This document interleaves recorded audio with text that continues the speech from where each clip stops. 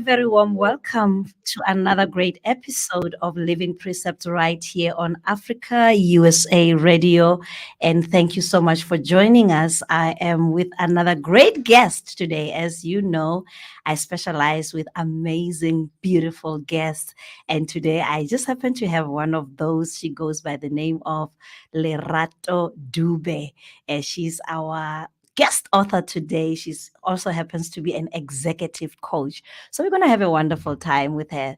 And let me tell you, this interview has been a long way coming. I've been looking forward for so long to have this lady, joining me. And finally, it's happening. And I just look forward. She has written a very interesting book that we're going to be talking about on narcissism. The title of the book is Are You Divorcing a Narcissist? Interesting book indeed. So if you are married to one or you are thinking of leaving one, this is your episode for today.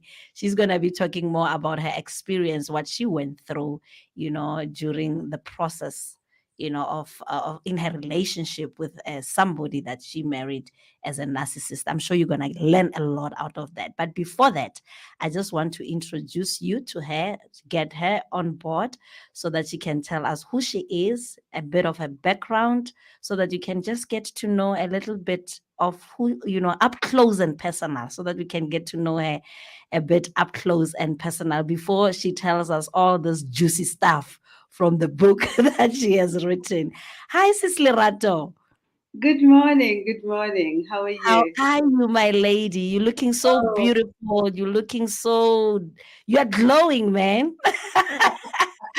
thank you. I Love what I actually see. love the season also. I love the season that we are in. I always say winter is my season because I Is really it? love, yes. So Ever since you're a winter person. I'm a winter baby. Born in Wow. April, it was a bit chilly already in the Free State. That's where I was born and bred and raised in Kwakwa, Eastern Free State. Beautiful mountainous landscape. Wow. Oh my And goodness. literally, I love to snuggle up. So yes, this is my season. When you talk about Free State, now I realize you and I have something in common because I was born in the Free State as well. I was Wow. born in Bloemfontein. Ah, lovely. So you're a city girl. Ngwana Blomo, wena ngwana ko Welcome. Ke Qwaqwa, ne? Ke Qwaqwa. O itse Qwaqwa? Yes. Yes, Right. But they're yes, both in the Free State. So yes. at least we have something that, you and I can relate to. We are Ah, we are born in the same province. oh, that's beautiful. That's So what beautiful to brought you me. to Gauteng if you were born in Qwaqwa? In Kakwa to dig gold. Okay, that And makes sense. literally for a better life, for exposure, to be in a metro city, to be with the rest of the world, because that's what Okay. you get to meet when you're in Gauteng. Hmm. And well, sometimes you don't get to grow where you are born, and this is where I got, comfortable and felt it Mhm. is my new home. Yeah. Okay. And when did you move to Gauteng? Was it long after Um, finishing school, or did you? When Way was long it? after finishing school. So Mm. I grew up in Kwakwa and also went to Lady Brent, very small, beautiful town I on know the Lady Brand. Yeah, road. close And to Lesotho, right? yes, Maseru Yeah. Border Gate, yes, that's where I did what we used to call senior primary. So I stayed there with Mm. my aunt and did my senior primary. And then I went to a boarding school because it was just after Mandela came out of jail and it was a Okay. bit chaotic. And my parents just didn't like the idea that my high school, I might not be in class full time. So I Mm. went to a place in Escott, Natal Midlands. That's where I did my high school. And then Sure. graduated, came back to Kwakwa to do my junior degree in physics and chemistry. Mm. And Wow. yeah, and also went into a beautiful program that was started by government to expose Black students to Mm. engineering, especially satellite Sure. engineering. Yeah. And Yeah. that's when I found myself in Stellenbosch University. And after that, literally just went on postgraduate to learn more about these satellites, and got an opportunity to work for government, to help with policy making and making sure that we are well entrenched and established as South Africa, not only to know about satellites, but to actually start constructing and launching Mhm. them in South Africa. And late, after a couple of years, I decided I'm still not complete. Something's got to give. Sure. And so a baby was born through me called Lerato Inspires, which then helped me as a vehicle to help women that find themselves in toxic environments to exit and still live and thrive in their careers. So that's how I became Mm. a career executive coach, helping a lot of women to find themselves again, pick up the pieces, if any, or like a phoenix, Yeah. fly out out of that burnt nest and do something for yourself. But literally getting to believe in yourself again, and that's what Lerato Inspires intends to do, and that's what I do. And through that, Wow. through the stories and the challenges that are so common between my clients and also myself, I decided then to bring the book to life, because the book Mm. work as a vehicle to get you into the first step of growing and improving yourself and starting to heal, because we face different traumas as people. We face different traumas, but one of the ones that I actually got to see through also my own experience was this one of marrying someone, and you get to have a shock of your life, and now how do Mm. you exit and get out of it, and how do you connect the dots, put the Sure. pieces of the Sure. puzzle, and get your power back, because I guess that's Mm. what the book is about, getting the power back. So yeah, that is who I am. Wow. That's a Girl, small girl, package. you have such a rich background and such a intense CV on you. And you know what I love about you is I just love the fact that you are so self-driven. You are so self-driven. You just go for what you want. You don't allow anything to stop. You are unstoppable, man. You are just unstoppable. I look at your bio. You've done so many things in your lifetime, looking so young. I'm wondering what time did you have? When did you have time to do all these things in your lifetime at your age? And by the Well, time you are like 60, how much you would have oh accomplished? wow, oh wow. I'm Well, really fascinated. you know what? I'm First, really I would fascinated and I'm inspired at the same time. First, I would say thank you for actually looking at me and think I'm so young. This year, I hit the 45-year mark. So I Oh, am 45 years old. you Yes, look look, 30s. You, now you you really look see, like you're 30s to me. looks are deceiving. Now hold your I'm horses. telling you. Now you I'm know. telling you. Yes. I'm Wow. 45. Yeah, good stretch there. I am looking Sure. forward to that 60, because Mm, I really think there's still more that I can do. Sometimes when you are speaking to me and say you've done a lot, I look back and I'm thinking, was that really enough? right. Right. Did I really stretch myself? Because sometimes it's Hmm. about giving ourselves opportunity to stretch Mm, until we know that we've reached where we need to reach, and sure. eventually you get to find out there's no ending. It doesn't matter how Mm, big the stretch becomes. wow. It just Wow. doesn't end. So just do the best that you can and be the best version of yourself. So yes, I have morphed into a different version of myself, Mm, and I'm learning and I'm exploring, and I'm also equally fascinated to see how far I can go, and what else is out wow. there. I'm excited. I just love your energy. I love your passion. I just love it. And you seem to be so purpose driven. Oh, You seem to be so purpose driven, and I just love that about you. And Lerato, there's so much that I want to ask you. I don't even know like where what is that, because you've accomplished so many things. But let me ask you this. Yes, Among all the accomplishments that you have done, the journey in your career, in your journey, yes. what has been the highlight of your career? What would you say this one has just been the highlight of my career Ooh la la, so what would far? I say is a highlight of my career? You know what? My highlight of my career, let me link it to my highlight of my life, because I Okay. want to bring them together. So my Sure. highlight for me of my career is finding myself in senior management in an environment like government, and then having Mm. to give myself permission to be the sister boss or the boss that I wished I Mm. had. And so Mhm. that was the highlight. And for me, that meant that I found myself wanting to sit there and groom others, being available Mm. to groom Okay. others, to challenge others to be the greatest version of themselves. Seeing people grow that you know that you've worked with, they've left where they were when they started, and they are elsewhere. Sure. And for me, Mm. that has been the most fulfilling thing to do. Seeing myself as a witness of a program of, that I didn't know about in space science, and having to go out there and tell other young people about it and see them come into the industry and actually do great things and innovate. And for me, Mm.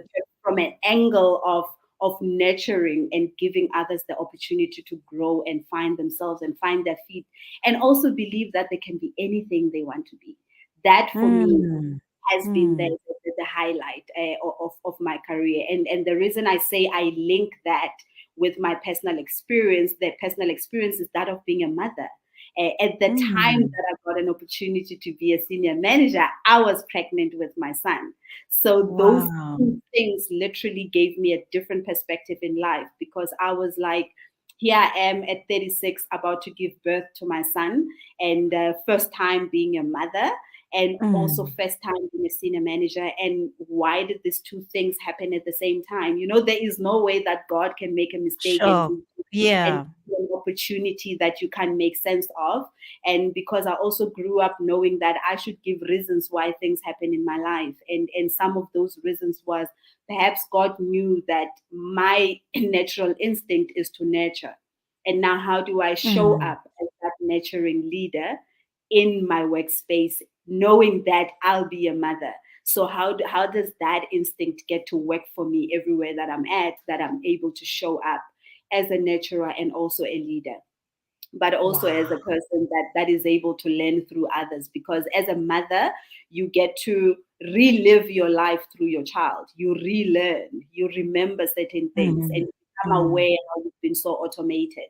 And I guess when I got an opportunity to be a manager, for me it was also sitting back and seeing how do I show up as the manager I never had, the manager I wish I had, and therefore how do I bring those worlds together to actually lend the tools and bring forth what is it that I wanted to breed, if I got Mm. the opportunity to lead. So for me, that has been a beautiful highlight of Highlight. both Mm. angles of my life. Sure. Sure. Yeah. Sure. So I love the fact that it looks to me, it sounds to me like it's like your purpose has evolved as you continued on your journey, you know. And I love what you say on your biography about yourself, where you say, I live to explore my natural talents and unleash them into my greatest potential. Wow, that's powerful, girl. That Thank is you. so that on its own, it actually describes your purpose, Yes. your purpose of existence, why you exist. You live to explore natural talents and unleash them into the greatest potential. How do you do that? I mean, how do you manage to do that? Well, it's a fascinating one, without delving into the book, but it's a fascinating one where, as a senior manager, I think the first point of departure that I wanted to do is to say, is this really what I want to do? Am I ready for it? And in that Mm, process, I got to find out who I am. Sure. And in that process, I had to find what is it that exactly drives me. When did it Mm, start? You know, when you are with a coach and the coach says, what is it that the task that I had was, what is it that inspires you and gives you so much energy that you do every day? And if you sure. don't get to do it, your day becomes the dullest day ever. It becomes one of those Mm, sad days. And I guess as I was going through my day, because I had to journal it down, at the end of the week, I could find that the days that I thought I was at my highest were the days that I was either teaching, speaking with a group, motivating, giving a presentation somewhere that had an impact. And I then knew that for me, finding my purpose is it's something that is naturally inclined to me that nobody reminds me to do. And wow. that It was flows speaking. freely. Yes, Yeah. and that was speaking. So on Mm, days that I was a paper pusher, so we used to call ourselves, you know, a bureaucrat sitting in your office and all you're doing is pushing paper, I was not mm, at my happiest because I sure. wasn't talking to anyone. I wasn't nurturing anyone. I wasn't seeing those bright eyes sparkling with new information or Mm, having an mm, aha moment or, you know, just mhm, that chat mhm. with a Sure. person and Sure. you can Yeah. see that something is off their shoulders. Then that's Mm, how I got to find my purpose. So perhaps to answer your question, to say, how do you even find that purpose? Maybe start looking at what is it that gives you that energy, inspires you on a daily basis. And mm, once you find mm, it, that's where your power lies. It might take some time, especially if you find yourself in a depressed state, if you're not finding anything palatable, but you really have to sit and think hard and dig deep and watch your mm, day. Because there are mm. certain things that really bring a smile on you, that gives you the energy. When you're doing them, you don't even feel hungry. You don't want Yeah. to take a break. Yeah. They don't Yes. even feel like it's work. No, it doesn't feel like it's work. And that's when work becomes play, when you Right. literally align yourself with your purpose. That's how you then get more hours in a day when people are thinking we only have 24 hours. For you, you can be energized, getting a lot of ideas.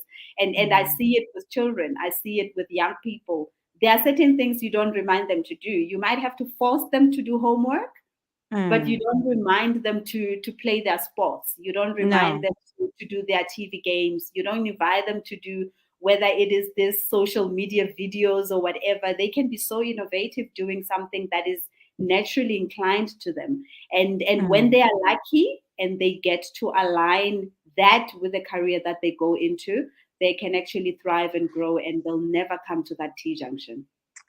I Yeah. love that point that you just expressed right now, that you just talked about, in terms of how parents can, align their kids' passions and what they are driven to do into their purpose. What advice can you give to parents? I know that you have a certain market Yes. that you coach, but I know that the principles are probably the same. Yes. What kind of how can you advise parents to help their kids to drive their passion into their purpose? Yeah. Okay. I'll give them the same advice that I got from an elderly woman when I was Mm. pregnant. And she was preparing me for my child that's coming up. And she said to me, actually, today is my son's birthday. So Oh, happy birthday to him. thank you. She Tell said him to I me, said happy birthday. happy birthday. I'll certainly do that. Sure. And, she said to me, you are going to have a child. They are coming out and they will look very young, but everything that is in them is already in you, and everything Wow. that is in you is already in them. So in that Mm. sense, you are the same age, but you Mm. are older because you have more of the experience of life. Right. So your duty as a parent is to guide them, not to channel them into what you want them to become, is to guide them Mm. to what Guide they them. want to become. Because in guiding them, you're giving them the tools that we use on how to live on earth.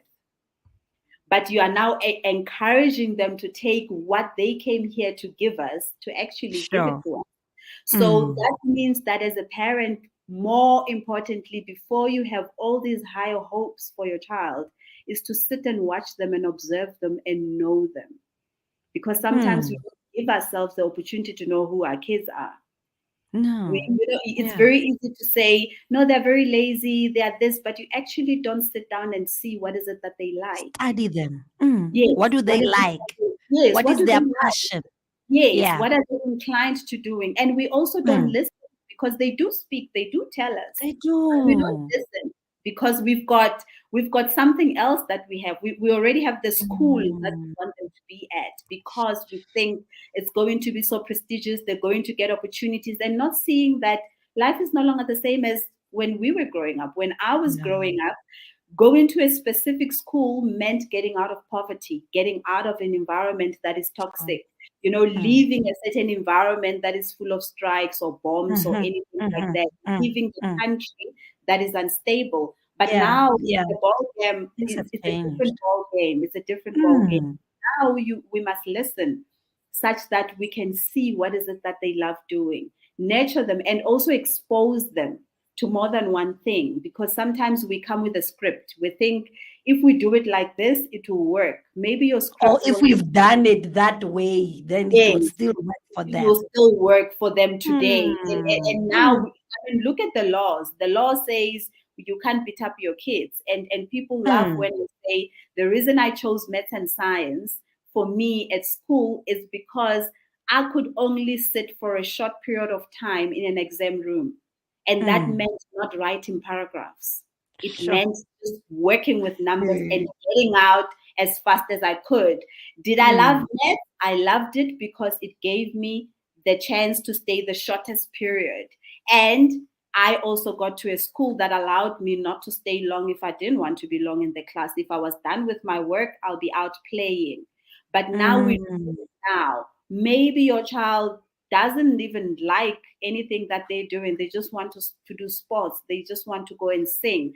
They just want to do something that is Mm. their natural talent. How do we get to sit, listen, observe, and give them the opportunity to explore that? And once we do that and align that with a career that they go into, teach them the skills to run it on their own. If it's a business, it's not something that they'll be employable. Then Mm. trust me, the competition with AI would be tough, because then you will not find an Mm. artificially intelligent robot to do what you're naturally inclined to do. So this is how we can even find a way to partner with technology. So as parents, to be conscious also means to listen, because sometimes to be Mm. conscious, we think we know, we think we've got the opportunities, but we don't listen. So maybe let's sit down, Mm. listen to our children. And also, like I said, with you being a senior manager gave me an opportunity to be the boss I wish I had. Can we be the parents we wish we had, that will Mm. listen to us, especially if Mm. you're from an era of not being seen or heard, but just having to exist under the shadow of your parents? Mm. Yeah, Mm. that's my advice. Great, great advice. I believe a parent who is listening now, they are having the tools at least to use to try to guide their children and stop imposing, to children what they want them to be, but like you say, guiding them through whatever skills that you have as a parent to make sure that they are actually getting into that space where they feel they are driven to be part of, not imposed to be in that space. So it's a very good advice. And also you are an executive coach. Tell us your role as an executive coach. How do you train people as an executive coach? Okay, I guide Before them. we go to the book. Yes. Look, as an executive coach, I still guide them. That's why I, Okay. I, I Same told you same it's principle. important. Yes, Mm, same principles, because remember, we are different. So I guide you and expose you to tools that you can use to actually grow in your work. And the mm, beauty about going to school for a career is that we are inclined to know what is it that we do when we get to that office, to give the results to the organization for the organization to grow. But sure, most of sure. the time, we don't have the tools to grow ourselves with that.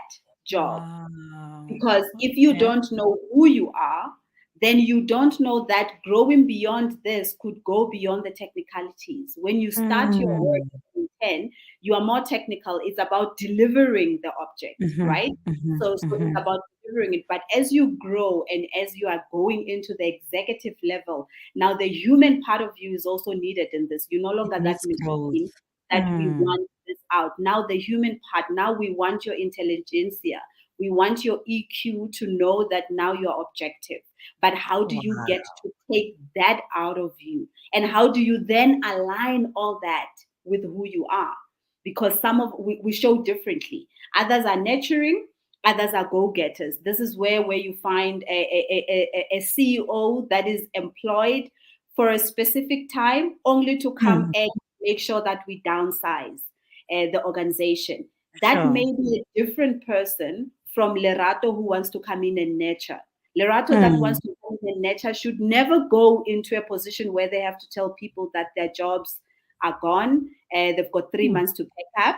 And that person is a person that is different from the one that is nurturing. So first you have to know who you are, how you show up, and then decide how you then want to show up in the future. And that's what I work with you on. The second thing that Mm. I also look at as an executive coach is to help you know what is it that you believe in. Because remember, your belief system is the one that will either prohibit you or allow you to grow. So Right, when I'm right. that person that guides you, I'm also listening to you. So as you speak and say, yes, it doesn't matter what I do, but a girl from Free State cannot find themselves in Gauteng. Chances are Mm. that's the reason why you are stuck in the Free State, for example, because Wow. that's what you believe in. So it Sure. doesn't matter how educated you are, what opportunities are out there, how many interviews you get to sit Mm, on. mm, You may mm. not succeed because your belief system is how your mind works. So I also help them around Mm. Limiting beliefs. a limiting belief. Yes. You. We call it a limiting belief, but it is a belief that is now you are holding on to. And this is one of the things that you are willing to die for. I always tell my clients, what you believe in is what you're willing to die for, because when you argue with me, you know you are right. You know that's the only way Mm. that it happens. And sometimes we don't open up to learn something new. And this is how we find ourselves saying it's a wafa wafa moment. We are like Mm. at that line where you're saying, I either die or live, but this is what I believe in. But And how do that's you how do you advise such people then? I mean, hey, that must be a very hard. When somebody is rigid, saying this is me, this is what I believe, and I'm not getting out of this. and this is the question is beautiful because it's leading us into the book, whether you like it or not. Right. Because those rigid people, when they don't see the disadvantages that the rigidity is bringing them, they'll never grow into anything else except being Eh, rigid. So now when you work with them, is to work with them to see what's good about being rigid and what's not good about being rigid, and whether mm. this rigidity is helping them go into the next level. It's helping them, Oh, breaking yeah. that ceiling, because sometimes we Mm, do have a ceiling, but it's a glass ceiling. And how do you break it yourself? You have mm, to start now taking the mirror and seeing yourself in the mirror, and then mm. saying, the person that I want to be and the person that I am, is it the same thing? Then you Sure. can give yourself opportunity for growth. But if you don't want to see it and you are like, that rigid, we always say you are like a dead person. A dead person, when Hmm. they're dead, they don't know that everybody around them is feeling pain. They actually even don't know why you are crying, because they are dead. They are not where you are at. It doesn't touch them. So it's the Mm, same as a rigid mm, person. And that rigid mm. person, in the context of the book, we can also call them a narcissist, because it's either Narcissist. Yeah. my way or the highway. And because my way is right, because my belief is the one that is correct, whether this is a belief in your religion, belief in your government, belief in your culture, tradition.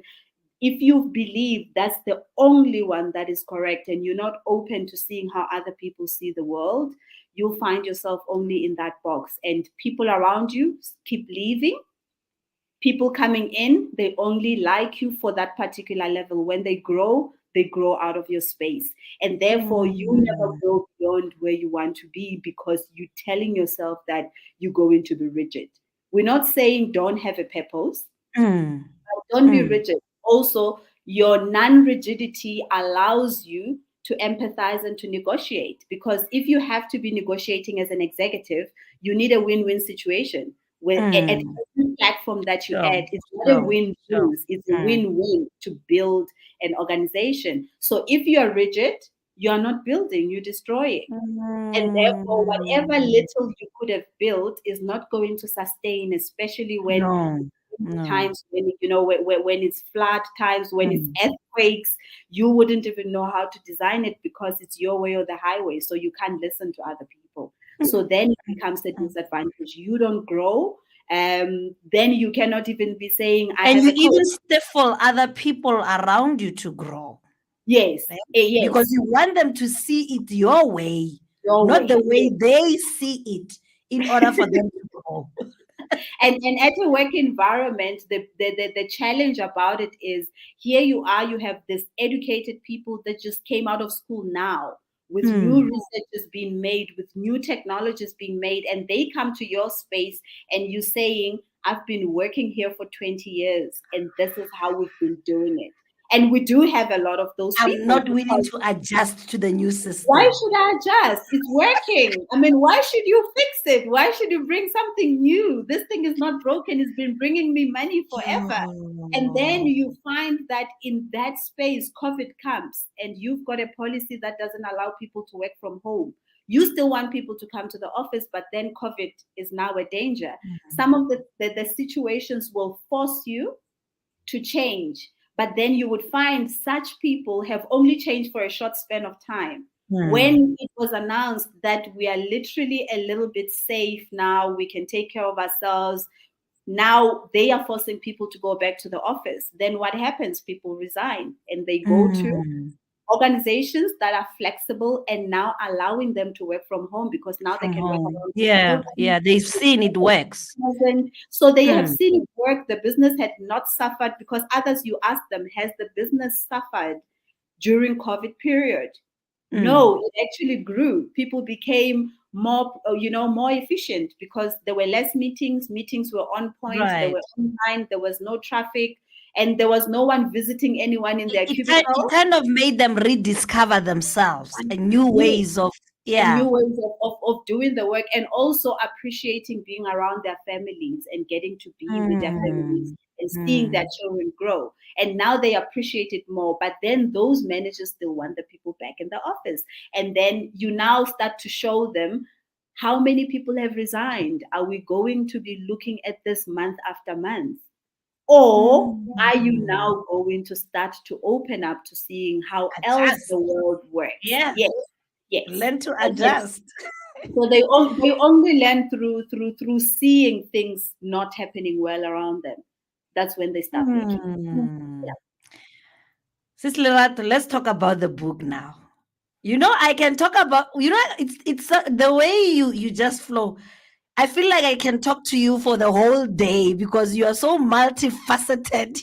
There's so many layers. If like an onion, there's so many layers that I can just peel off, you know, one layer after the other. But let's go to another layer now. Yes, You wrote a very interesting book. yes, Are you divorcing a narcissist? yes. What really inspired you or motivated you to, to write this particular book? I'm interested in this one now. Okay. 10 years ago, I got married to a very handsome, shakalicious man who, of Right. course, gave me his surname, which was shorter than my maiden one. And Mm, in this journey of us being married, he actually came through to me as a rigid person, a very mm, rigid person that doesn't negotiate. His way is the highway, and his way or the highway. And normally when you are left with choosing that, you choose the highway. So in my choosing the highway, uh, I already had read some material about narcissism, narcissists, but most importantly, what happens when you do divorce the narcissist? Mm.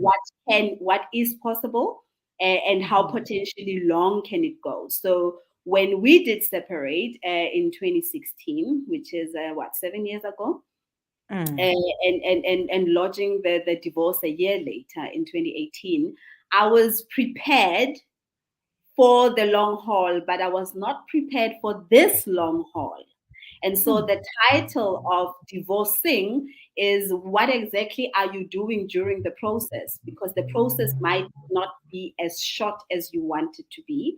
And what then Mm. becomes your mental state, your mental health state at that particular Sure. time. Yeah. Because if you look at some statistics that show that other divorces go up to a year, 2 years at most, Mm. mine years, only literally finalizing now in June.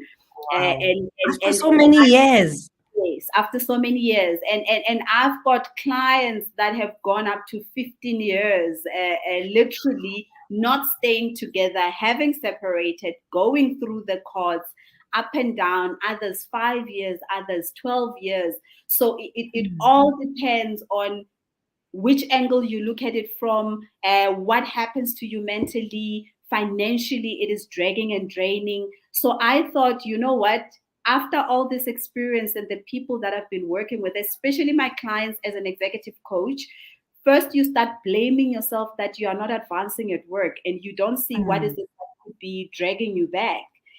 Your self-esteem, your finances, everything that is just sapped out. How do you get back your life?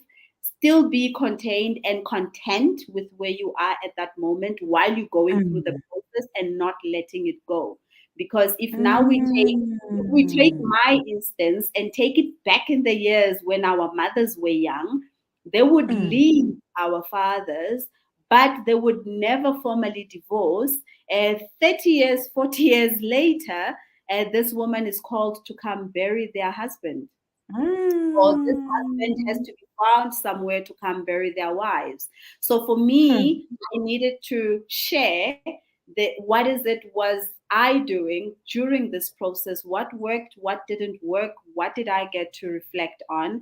And that is the reason why it's called, Are You Divorcing a Narcissist? Not did you divorce one, or are you Narcissist. planning to divorce one? You are Mm. already in the process. And it also works when you find yourself in a toxic work environment with a narcissist and now wanting to leave, because there is a mental process that you also go through at that particular time while you're looking for a job, while you're starting Lerato Inspires. What do you then Mm. do in that process? Because you don't let the ball, drop. You still having everything that you need to do at your organization that you need to do. And sometimes when you are in a marriage with a narcissist, some of them are very flamboyant. So if they are a physically harming person, you really have to be careful how you exit in that place such that you and the children are safe. And even Mm. if they are not, some of the tips, even though they are not very intense in the book about finances, but it's also Mm. about talking about finances, because this is when people really go and become nasty and hide things and incur debts the minute you just declare that, you know what, let's get divorced, because they just wanting to Mm. get back at you. And Mm. one of the things of the narcissist that they're popular about, when they know that they've got nothing else that they can do to salvage the relationship, is to make you suffer through the divorce process and elongate Sure. it such that it saps your finances, it saps your energy, and increases the amount and level of shame that you go through, knowing that it's not like you can do anything. Even if you can fall in love, you can't get married. Even if you want to do anything, you can't do it for as long as you're still married to them. And so Mm. the the the the, the reason They for make your putting, life difficult. yes, and the reason for putting the book together was also to help those people that are not in a position to come in for a coaching session or a coaching package with me, because Mm. then it will save them time. It will also open them up to learning more on how to do this on their own while they're getting ready. Because sometimes when you are in this situation, it's as if you're going on it alone. It's like you're the only person that's going through this. Some of the things you don't Mm. disclose to your family, to your next of kin, because they will Mm. never understand. And so that is the reason why I put together the book. That's what inspired it. Sure, sure. Yes. Somebody may be asking, maybe somebody is listening to us now and they're wondering, they're married Yes. and they're going through all these, you're married to somebody and you're looking at their behavior, how they treat you, and you are not aware that this person is a narcissist. How do you know that you are married to a narcissist? Well, What are the signs? not What can yeah. you identify? What can you identify? So let's take it into me as a person that needs to wake up to know that this is a narcissist. Not necessarily what is it that they do, but I am going to say what is it that you can see them doing to say also they're a narcissist. One is, it's not every stubborn person that is a narcissist. But a narcissist, the way they'll be so stubborn and not wanting, rigid. I think rigid is the word that you used that I really liked. The way they are so rigid in the way that they do things, they don't like to negotiate.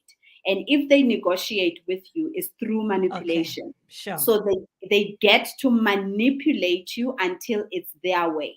So the way they manipulate you, they are not negotiating with you in a way that is a win-win, but they can use things like that will make you feel guilty, that will shame you, Mm. that will pull you down as an individual. You would feel like this is a character assassination.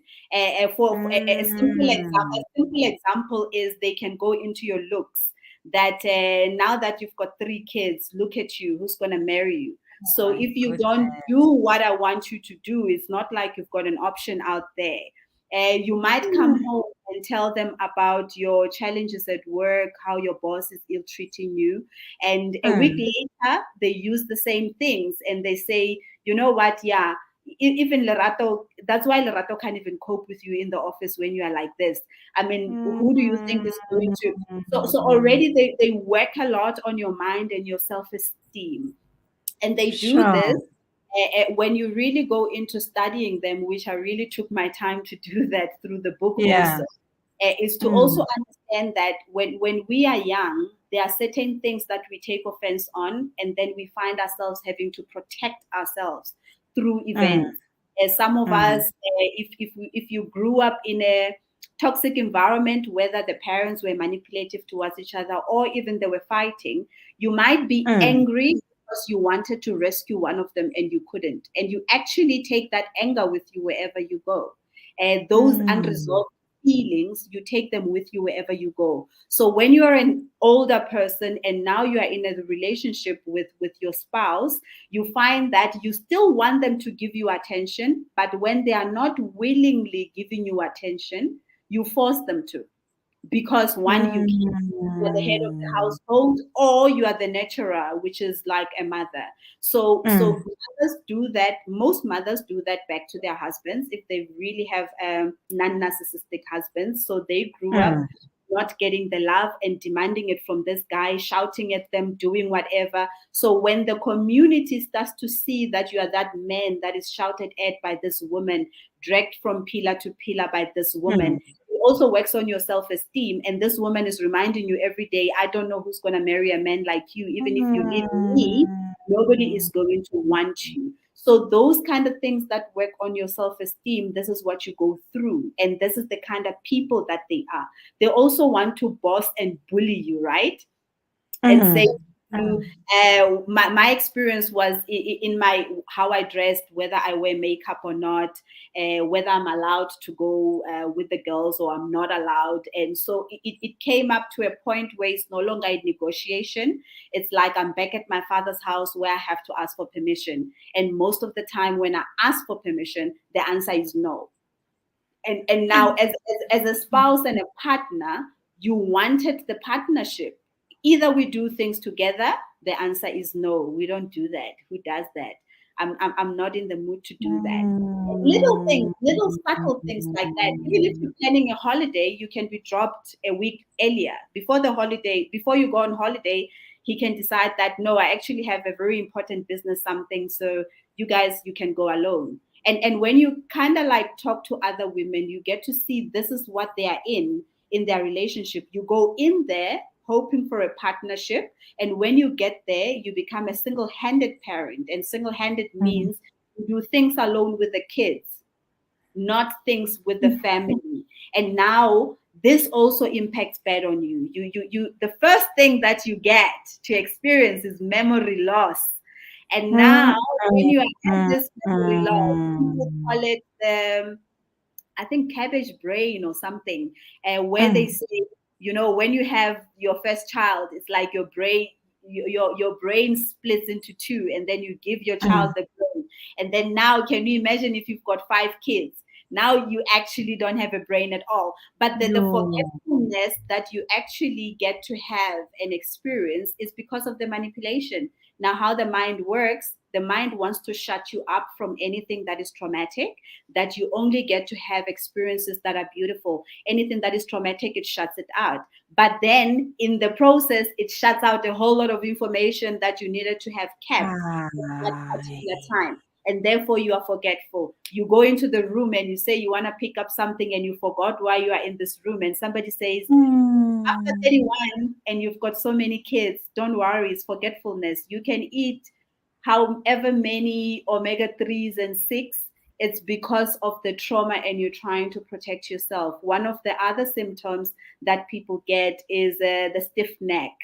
That just never gets to be nice and smooth. The shoulders that are very tight. The shoulders that are very tight. Even if you exercise, you still have that. Some of us, I know for me, it was 3 consecutive years when I was going into hospital, and I have this stroke scare. Like I felt like I'm having stroke. Mm. You know all the Mm. symptoms. Mm. You will Mm. feel numb Mm. and all that. But those are the kind of things that show you that you're in a toxic environment. It doesn't matter how healthy you are, it doesn't matter how well you eat, how you exercise, how the mind actually banks the emotions in the body is what causes us illnesses.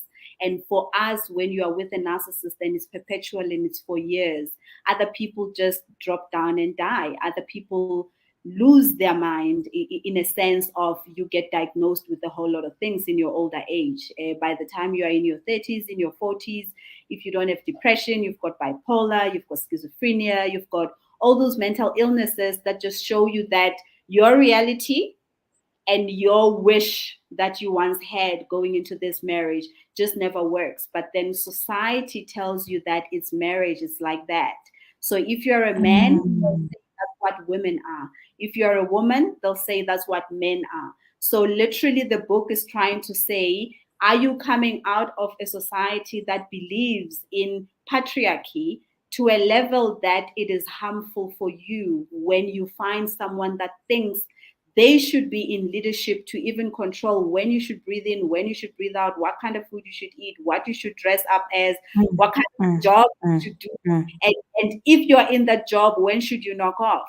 Because some of those people go to that level. What and I know I even had a client who said, my husband doesn't want me to use public toilets because he says when I come home, I'll be spreading the germs in the house. Now you can just imagine you're going to be spending the whole day outside the house and you cannot go relieve yourself. So that means that he just wanted her to be at home. And the only way you could say it is that if you use public toilets, you'll spread the germs. But public toilets also included toilets at work. So eventually, you now have to account how many times did you go to toilet at work, and No. now No. can you see when this happens to you? It's like a big powwow. It's alarming, but it is so strange that you don't want to share it with anyone. You don't want to tell anyone because Mm. you feel the shame that you're actually Shame. it, that Yes. you're actually even allowing it. What kind of monster did I choose? Because now it goes back to us. What kind of monster did I choose? Where was I looking? And you start blaming Mm. yourself. And that's what paralyzes us to stay in these relationships. And once you get the courage to leave, then if your spouse is one of those narcissistic people, for them this is just a game. They absolutely have no feelings that are like yours, that actually say, can I change and cut her slack? For them it's just a chess game. It's like checkmate. Who gets to win? And if you can understand it from that level, that from the spouse that you have assigned to be a narcissist, there are no emotions that are attached to the game. For you, this game of life, you attach emotions. And if those emotions are not positive, they get to be saved differently on your body, and you get to create the illnesses that make you die early. You're going to leave your kids. If you can understand that, you'll be able to now not want to take offense with how they behave, but you can just stand on what you think is right. And that's where your boundary will be at. And that's how you can see being in this marriage, and what it actually does, and who can actually see that they are in this. And most of people that I work with that are executive is because of the work environment that they're at. It's because Mm, of the senior manager. This is the person you spend 8 hours with. Your spouse is before you go mm. to work, when you knock off, before you Mm. sleep, and some weekends if they are around. Work, it's every day, Monday to Yeah. Friday, 8 to 6 o'clock. And if you are already a senior manager or an executive, you are spending most of your time being controlled mentally by this person that is your supervisor, your boss, the CEO, or however, whatever position that they hold. And it Mm. also make you sick, because for you, you are assigning and attaching the emotions to this craft that you are giving the organization, and this person that is your True. boss, for them is just a game. Mm. And if emotionally they are like that, you would lose your life before them, and It becomes even more toxic to more you. It becomes, you know what, Sis Lerato, this topic is so interesting, and we are we are out of time now. I think I'm gonna have to make a plan to bring you again for part 2 of this, because there's so much juicy stuff. We need to be educated about this thing, because there are so many people who are in relationship with narcissists. They're not aware of it, and they are wondering why they're experiencing all these toxic negative things around them in their lives, even in their bodies, like you say, but they don't know, they are not aware. yes, So I think the more we break it down to people, the more we educate people on such things, then the more people will be able to also take responsibility for themselves, to watch true, out for themselves and make informed decisions, wise decisions in terms of how you deal with such. yes, Because sometimes, we don't deal with it in a constructive way, or we end up even ourselves suffering or dying, like you say, because you don't know exactly what you are dealing with. So I love the fact that you had courage enough to write this book, to educate people on what this is all about and the experience you personally went through, of which, within the duration of the time that now you and I are talking, no, we can't exhaust everything. But true. definitely I'm going to call you again for part 2, so that we dwell more now on the book. Today it was just an introduction of you as a Thank whole, yes, your career and everything. But I want us to next time, when we do our next time, yes. just after the book is out. You said, when is it going to be out, by the way? From the 17th of July, we'll be distributing the 17th book. of July. Yes, Yeah. yes, After yes, the 17th of July, I'm going to be calling you again, yes. you know, before the launch or after the launch of the book, Yeah, to way come before. and Yes, yeah, to come and exhaust this, so that we dig deeper into yes. it, because I believe that there's so much more that we need to know about this. But it's been such a Yeah. great pleasure chatting with you, and Thank I you. just enjoyed every bit of it. You are so informative, you are so inspirational, You are so motivating, man. I feel like I can talk to you forever. I've even exceeded my time because there's so much that you needed to say. But I wish you all the best with this book. May it impact so many more lives, especially those who are going through this narcissism, and they are naive about it. They don't even know it. And they're going through so much oppression, in their relationships. So we need to free our nation. We need to free our people, even in relationships. So I'm gonna have you again next time. So we're gonna leave it right here. So people should not think that this is all. There's Yes. more to come on part two that we'll be arranging with you. But thank you so much, Sis Lerato. All the best with even the launching of the book and everything. Keep us posted because we want Yes, to I go will. through this journey with you as Africa USA Radio. And even when you launch the book, let us know so that we Yes. can see. We may, you never know, we may come and be your media partner, Thank to push it. Yes. So Yes. please do so. We'll really, really appreciate it. Thank you so much for the information and everything. May God continue to enlarge your territory and bless you Thank indeed. you. Thank Thank you you. so Thank much. you for the That's where information. we'll leave it at. Our time is up. Actually, we've exceeded our time, but I trust that you've learned so much about what Oslerato had to share about this book. Are you divorcing a narcissist? She's gonna come back. Let's hope that next time you'll also be able to tune in so that you can get all the nitty gritties of the book. But until next time, this is me, Naomi Wesi, saying, may the Lord bless you, may the Lord keep you, may He cause His face to shine upon you and give you peace till we meet again. Same time, same place, right here on Africa